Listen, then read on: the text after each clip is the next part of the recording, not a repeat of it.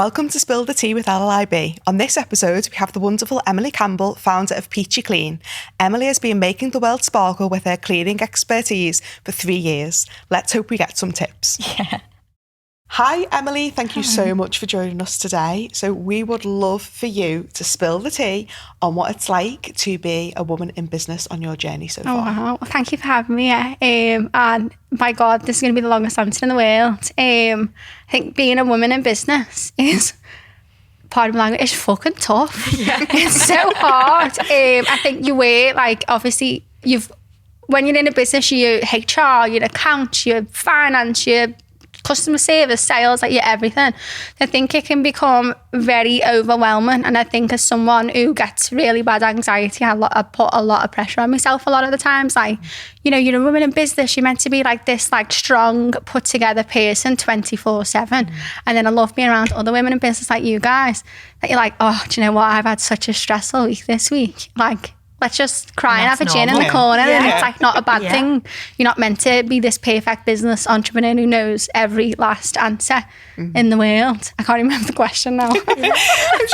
What is it like to be a woman in business and spill the beans on your journey so far? Spill the beans instead of spill the tea. And the next podcast is Spill the Beans. Well, tell us a little bit about your journey so far in business. So how did you get into doing what you do? So obviously my mum has had her incredible business now for 15 plus years. So I'd worked with my mum for about 7 years. Absolutely loved it. Just wanted to sort of like come away. Absolutely loved my job, but I just wanted to like try something new. I'd done the same thing for a very long time, and I'd tried so many different jobs like retail, childcare, like all kinds. Really wanted to just go out my comfort zone. I wanted to go into sales and marketing.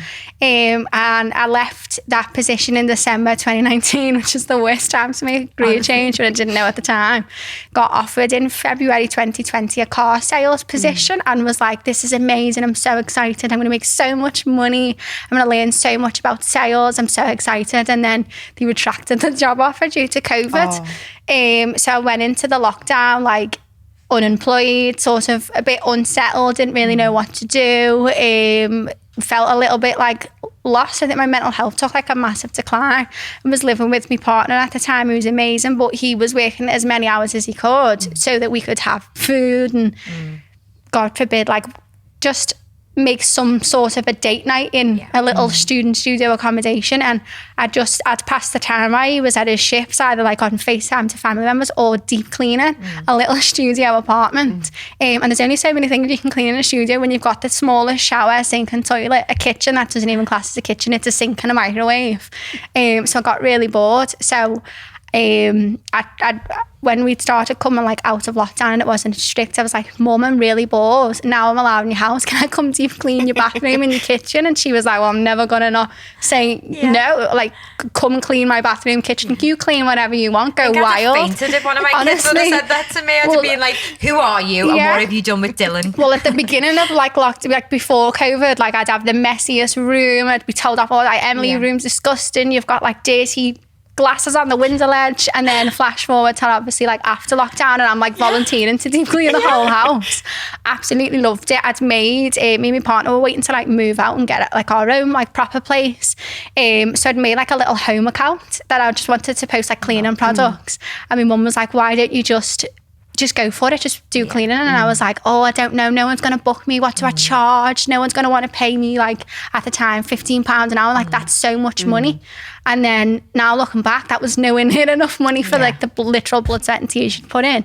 So it was just a happy accident that I just sort of fell into cleaning. And then the business just like grew and grew and grew, and now we're at a point like it's been over 3 years. I've got like over 20 staff. I've got like incredible admin team like in the office working alongside me. And I look back to COVID and I spent £30 in home bargains. I didn't even have my own Hoover because I couldn't afford a Hoover. I was taken, and we would have got in trouble if I got caught, out of his student accommodation, a little like really crap like dead cheap Hoover, sneaking it out in a sorry, I keep knocking the mic, sneaking it out in a bin bag and putting it in my car so that this different woman in the office wouldn't notice.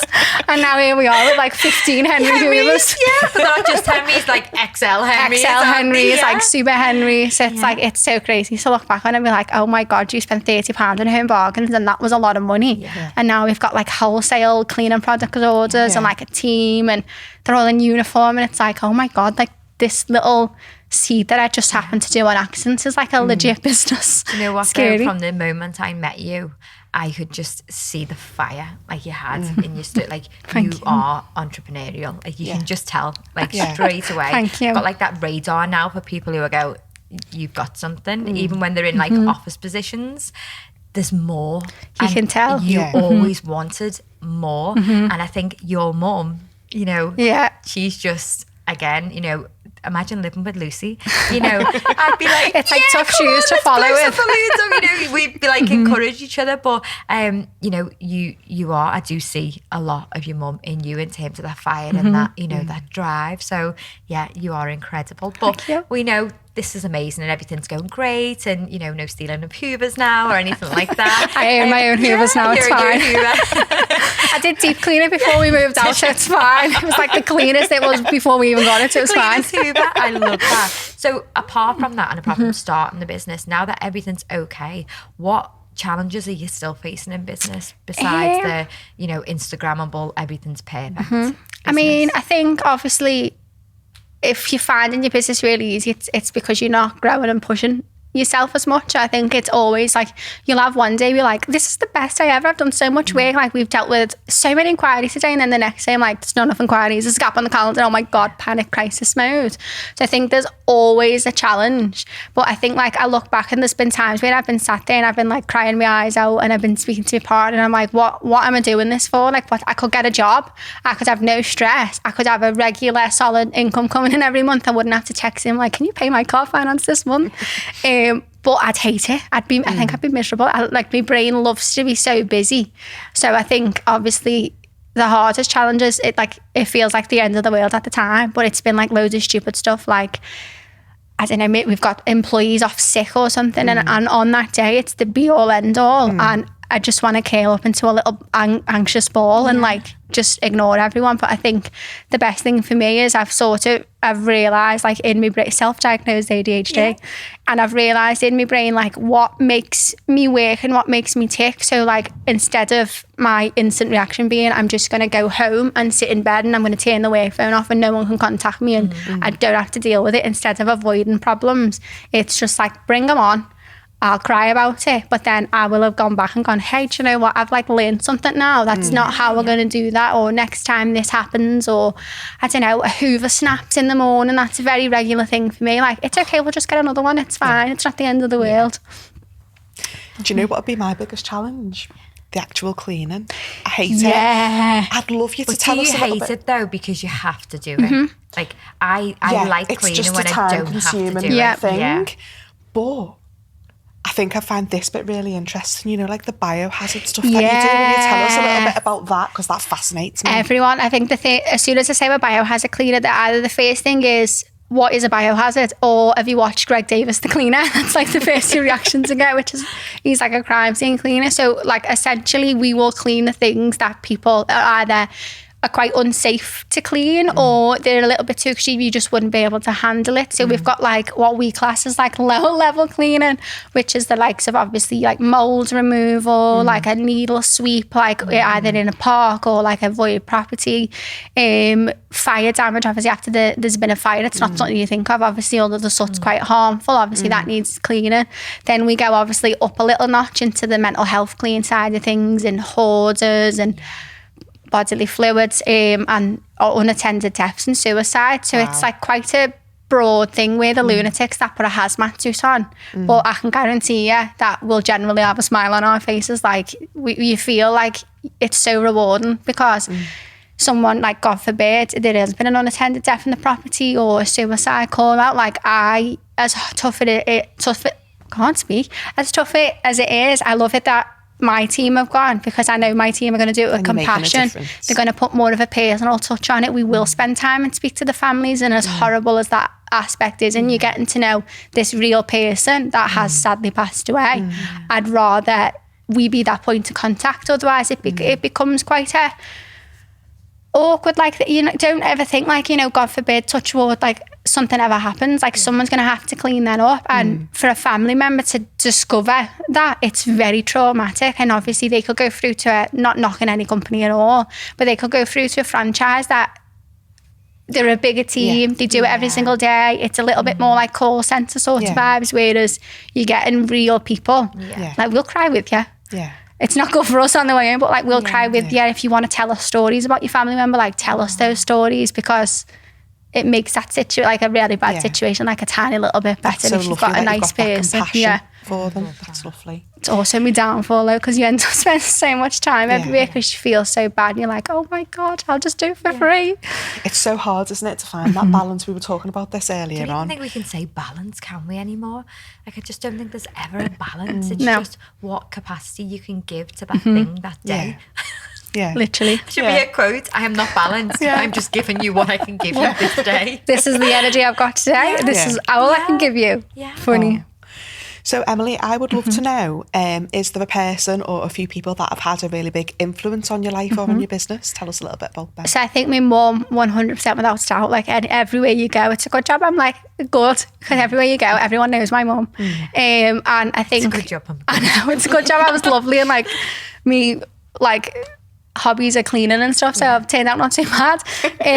But like, obviously I've watched the very behind the scenes, very raw, real side to growing a business, and probably put a lot of people off when you see, obviously I've seen the amazing achievements my mum's accomplished, and it's like you're on such a high, but then the next week, you know, you're getting a big huge bill you've got to pay, or you've got this or that's happened, or you're just overwhelmed. So I think I've seen all of the highs and lows, so I knew exactly what I was going into. But it's been like very exciting, obviously, like watching the business grow from like going along as a very small child to like sessions that she'd do.